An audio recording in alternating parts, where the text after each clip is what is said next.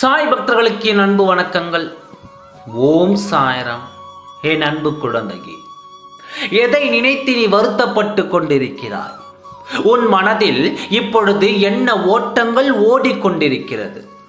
யாரை நினைத்து நீ வேதனைப்படுகிறாய்? இதெல்லாம் நீ சொல்லித்தான் தெரிந்து கொள்ள வேண்டும் என்று உன் சாயப்பாவிற்கு அவசியமில்லை.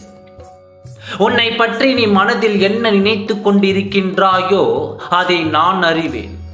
என் குழந்தையாகிய நீங்கள் யாரிடமும் செல்ல வேண்டிய அவசியம் இல்லை. மனதில் நினைத்தாலே என்ன என்று உன் சாயப்பா நான் சொல்லிவிடுவேன். உன் வேதனையை குறைக்கத்தான் நான் வந்திருக்கிறேன்.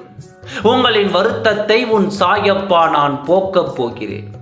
நீ நினைத்து வேதனைப்பட்டு கொண்டிருக்கும் காரணத்தை, உனக்கு அதில் இருக்கும் உண்மைகளை நான் தெரியப்படுத்தப் போகிறேன். இந்த நேரத்தில் உன்னை பிரிந்து வாழும் உன் துணையின் மனதில் என்ன இருக்கிறது என்றும், அவர் இதற்கு முன்னால் என்னெல்லாம் செய்து கொண்டு இருந்தார் என்று நான் சொல்லப் போகிறேன்.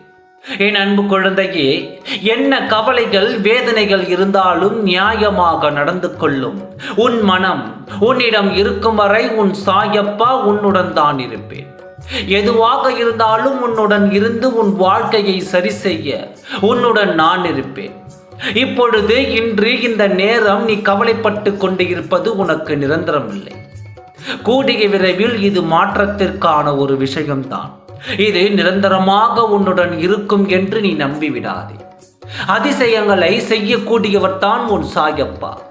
என் அதிசயம் உன் செவிகளால் கேட்டு உன் கண்களால் கண்டு இருக்கிறாய் அல்லவா? இனி சந்தேகம் வேண்டாம்.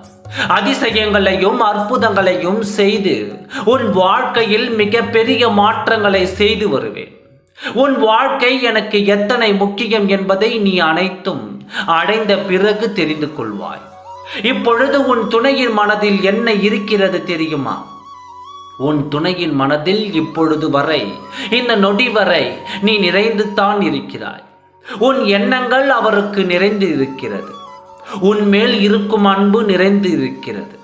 அதை வெளிக்காட்ட தயங்கித்தான் உன் துணை இப்பொழுது பார்த்தாலும் பார்க்காமல் செல்கிறார்.